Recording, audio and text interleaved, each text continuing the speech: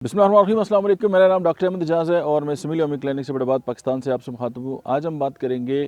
कि किसी भी बीमारी की जो वजूहात हैं उनकी बिना पे अगर कोई इशू आ जाए तो उस वक्त होम्योपैथी जो है वो क्या करती है। आज हम बात करेंगे कि ऐसा हिस्टेरिया का दौरा जो मेंसेस के दब जाने के बाद आ जाए,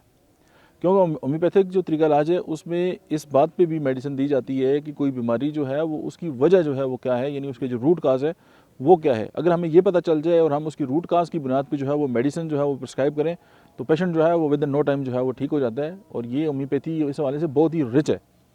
और हम अगर ये देखते हैं कि हिस्टेरिया का दौरा ख़वातीन में पड़ता है और अगर उनमें अगर उनकी हिस्ट्री ली जाए और उनसे ये पूछा जाए कि जी कब से स्टार्ट हुआ और वो ये कहें जी कि जब से मेरे मेंसेस जो हैं वो स्प्रेस हुए हैं, यानी मेंसेस बिल्कुल ठीक थे, उसके बाद एमेनोरिया हो गया है, मुहारी जो है वो बिल्कुल नहीं आनी बंद हो गई है और उसके बाद जो है उसके अंदर जो है वो अगर हिस्टेरिया के जो सिम्टम्स हैं वो अगर आ जाते हैं तो फिर होम्योपैथी की जो मेडिसिन है स्नेशो, आप उसको जो है वो जहन में रखें और स्नेशो जो है वो 30 में इस्तेमाल करें और आप को बहुत ही ज़बरदस्त जो है वो इसके इफ़ेक्ट मिलेंगे। एक तो हिस्टेरिया ठीक हो जाएगा, दूसरे मेंसेस जो है वो नॉर्मलाइज हो जाएंगे। Thank you very much.